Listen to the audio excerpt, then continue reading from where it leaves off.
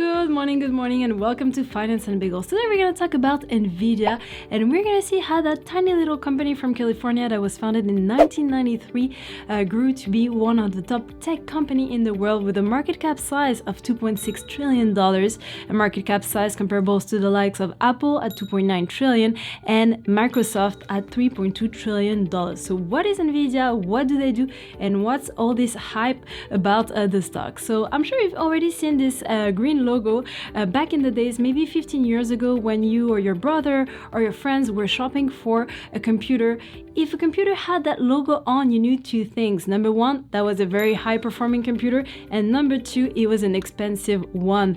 Indeed, Nvidia started in the gaming industry. They were selling GPU, graphic processing units, to allow computer to render high quality graphics, and they were selling it to manufacturers or individuals. If you wanted to upgrade your computer, you could do that as well. So essentially graphic cards, and then they invested a lot of money into R&D and innovation across the last few decades, and so now they are servicing 5 different end markets, 5 different industries, namely the high performance computer, but also AI, artificial intelligence is a big theme for them, but also data science, robotics, and autonomous vehicles. They have deal with Tesla, BMW, Jaguar. So many systems are now using Nvidia to compute data and be relevant. So what's the hype about? Why is everyone talking about Nvidia and Nvidia stock, especially because last year, I just want to remind you, if you see here the chart, last year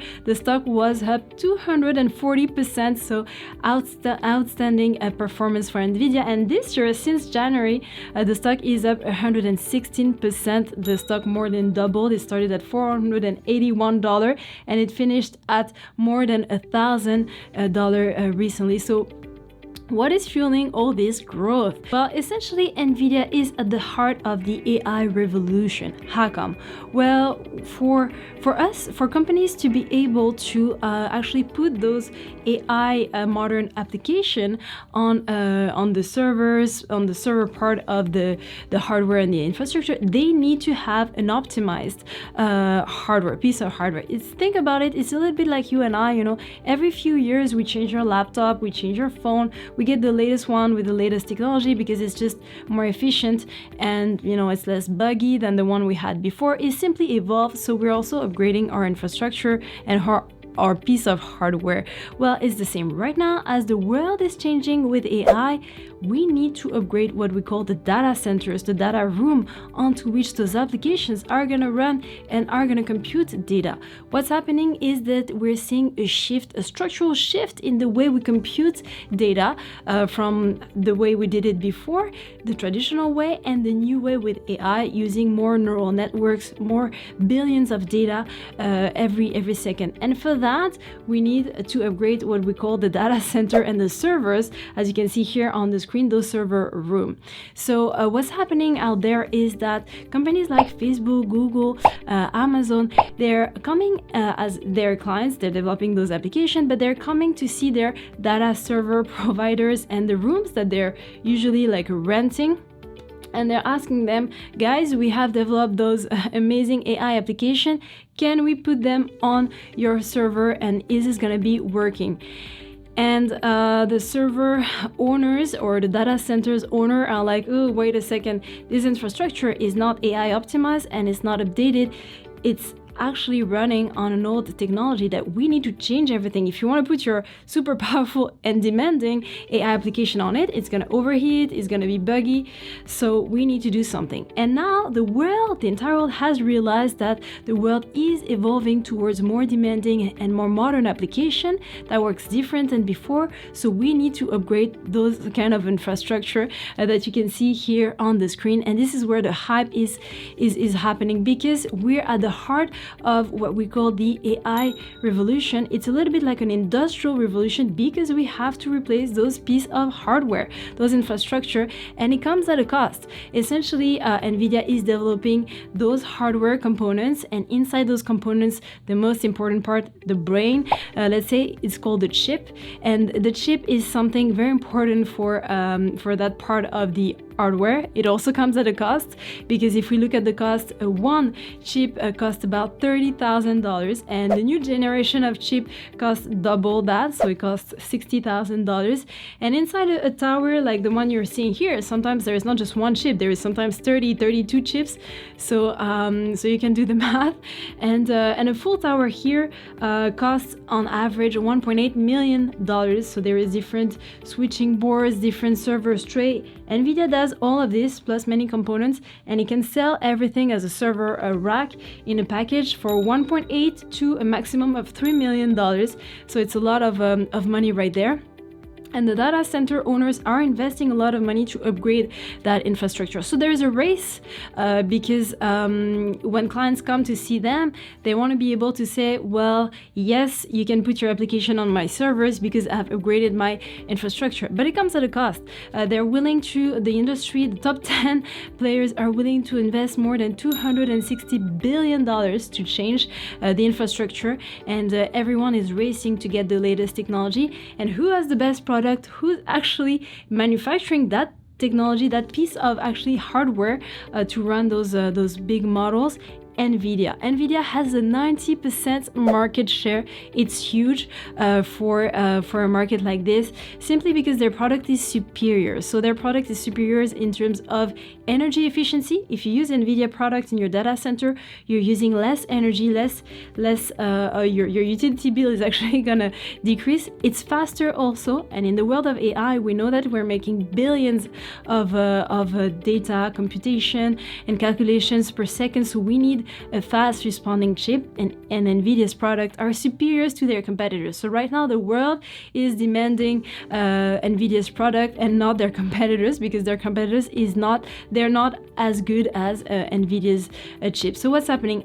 Also, what happened is that Nvidia was smart enough to copy a little bit Apple's model. They developed their own language called CUDA, on which developers can actually code those GPU, those graphic processing units, etc. So it locks the customer in an Nvidia system, and it allows the customer to be sticky and loyal to Nvidia's product. So I think that's also one key competitive advantage that Nvidia has created and has built.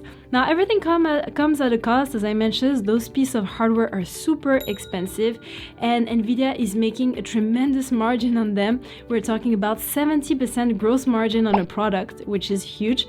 They're also pushing for the new product 75 to 77% gross margin, so a lot of money is coming for them. We're talking in terms of revenue of $60 billion last year, and their expectation for this year is to be able to double that amount of revenue. So they want to be able to get $120 billion, which is huge. You double your sale from one year to another. It's an amazing growth we're seeing here. In terms of free cash flow, they're making money. They made $27 billion last year. This year they're expecting to make double, so $60 billion, and the year after $80 billion. So there is free cash flow available. Right now, Nvidia is paying a dividend to its investors.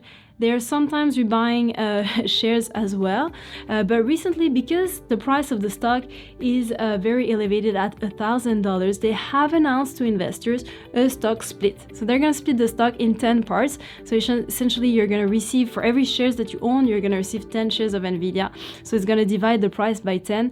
No change, no impact for you guys. It's just to give access to different investors, different employees, the rights to buy Nvidia's at a more reasonable price, so that you can just commit $100 if you want and not $1,000. So it's just the only reason why they do this. There is no impact for you, but Nvidia overall, for those that are more advanced in finance, they're trading at 35 times PE. It's in line with their peers, and for the amount of growth you're getting, and for a company that is a market leader in their industry, I think it's amazing. So I think for the next 2 or 3 years, as the world upgrades their entire data centers, the entire supercomputer that we call the supercomputer out there, Nvidia is going to get a lot of revenue. They're also developing product on the software side of the business with different partnership also out there for gaming, autonomous vehicle, etc., etc. So there's a lot of avenue for them to grab more revenue out there. But I think Nvidia is a beautiful story. It's a company that is only 30 years old, so it's a very young company but very promising. So I think you should definitely get into the stock if you haven't done so. But what's complicated is the valuation. When you see here on the graph, the stock is at almost a 52-week high, and the RSI, an indicator that I talk about in my other video, I'm gonna put a link somewhere here, is very elevated. So we're above 70. So this is usually a sell signal. It's a signal where you should not enter in a stock at this moment because the stock is overbought, but you can wait a little bit. Maybe when you see some weakness, you see the RSI index coming down a little bit for a better entry point. But long term, personally, my target price for Nvidia is 1,300 before the stock split, obviously. So I think there is still tremendous amount of growth in the name, in the story, especially over the next 2 or 3 years. So yeah, if you like the video, if you own Nvidia, let me know. But please like, if you got some value from the video, like, subscribe, comment down below what you think, and trade safe. So I'll see you again in my next video, and have a nice day. Bye bye.